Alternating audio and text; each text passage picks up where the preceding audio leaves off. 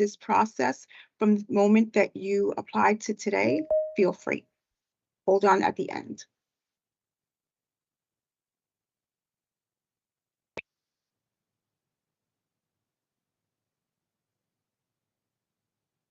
Dominic Conoscenti. Hi, yes. Can you hear me now? Oh, yes. Can you just quickly read off your number?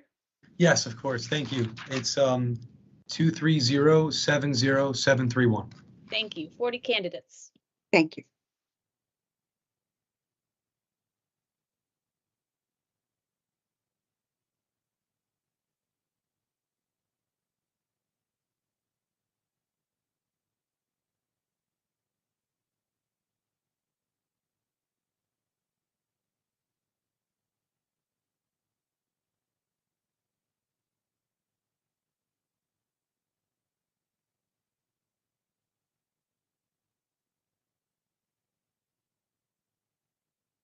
Good morning.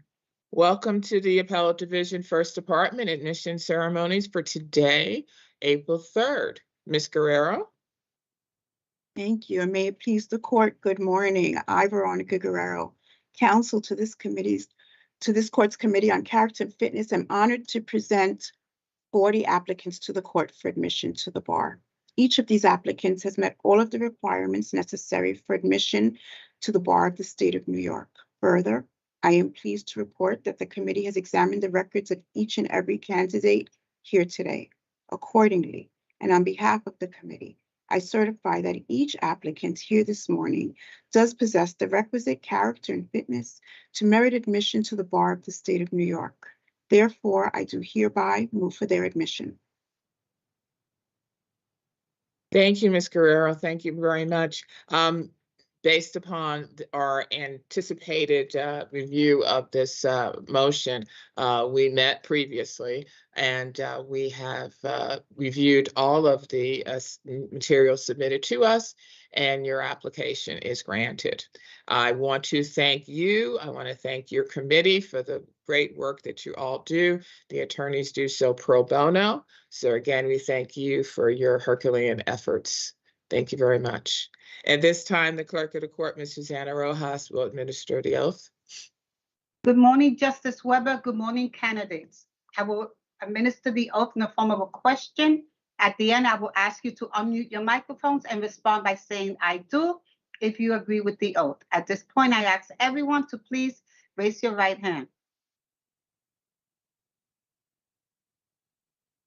Do you solemnly swear or affirm to support the Constitution of the State of New York and the Constitution of the United States and the Constitution of the State of New York, and to faithfully discharge the duties of the office of Attorney and Counselor at Law to the best of your ability? Please unmute your mics and respond saying "I do." I do. I do. I do. I do. I do.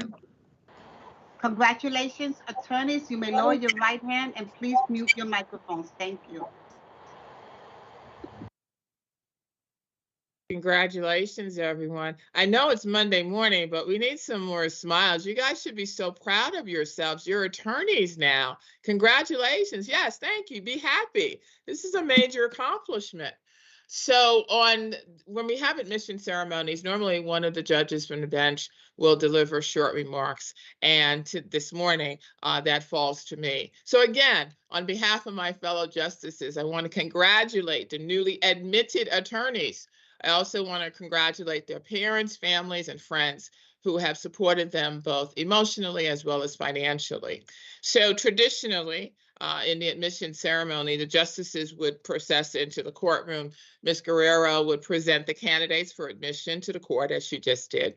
If the motion were granted, the court officer would ask that the candidates please stand, raise their right hand. Ms. Rojas would then deliver the oath, and the officer would then ask the attorneys to be seated.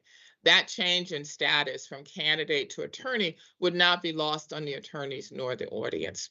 Obviously, we would be in our majestic courtroom, which is, there's a picture behind us, with its magnificent dome ceilings and the beautiful murals which line the walls, and not in our homes or offices. Please do not think that because we are virtual, that in any way diminishes your accomplishment or your achievements. In fact, what you have achieved in these trying times and what you will continue to achieve is perhaps all the more commendable. You should all be very, very proud of yourselves, and you should definitely savor the moment with your family and friends. Believe it or not, we are now entering year 3 of virtual admissions. Like it or not, we are in a virtual world. We have virtual court appearances, virtual oral arguments, virtual trials. Law schools are now modifying their curriculum to include courses on virtual litigation. The bar examination is almost, in every state, is almost online. Despite the occasional technological difficulties and a few miscues, we have all adapted to this new reality. And that is the beauty and hallmark of our profession. That is what being an attorney is all about. The ability to adapt, the ability to recognize an issue or a problem and find a solution, and the ability to work together to do so. These are extraordinary times, and we are all confronted with extraordinary challenges, both personal as well as professional. However, we are also confronted with the ability to bring about change and to make a difference, the ability to make our world a safer place for each of us, our families, and our individual communities. And when I say we, it is because we are all in it together.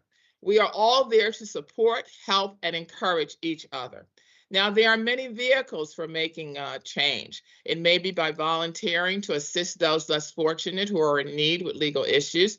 It may be serving as a mentor to current law school students who are facing a myriad of issues, which are multifaceted and which really have never been faced by law students in the past. It may be by joining a bar association or by becoming more active in your law school or your college alumni association.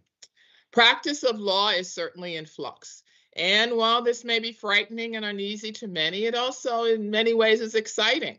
It allows us to think beyond what has been the norm, to explore new and arguably more efficient ways of practicing law. And it allows us to explore what can be the practice of law, and really what it should be.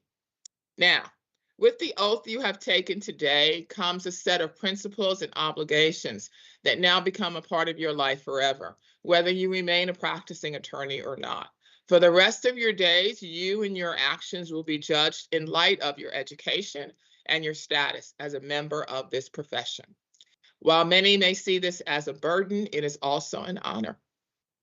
It was on this day in 1968 that Martin Luther King delivered what has been coined the mountaintop speech. In his speech, he talked of his vision of a world free from racial injustice. He stated that while he may not live to see such a world, he had no doubt that one day it would be a reality. Ironically, less than 24 hours later, on April 4th, 1968, he was assassinated. Martin Luther King Jr. is perhaps the ultimate example of how one person can make a lasting impact on society as a whole. While few among us can probably make the sacrifices and commitment to eradicating social injustices and social inequalities as Martin Luther King did, we can all strive to make a difference, to make a positive impact. As Dr. King stated, injustice anywhere is a threat to justice everywhere. We are caught in an inescapable network of mutuality, tied in a single garment of destiny. Whatever affects one directly affects all indirectly. So attorneys, plunge deeply. Make that decision to try. You all bring fresh ideas and talents to a noble and great profession. Again, my congratulations to you all. Thank you very much. Take care, everyone. And congratulations again. Smile, be happy.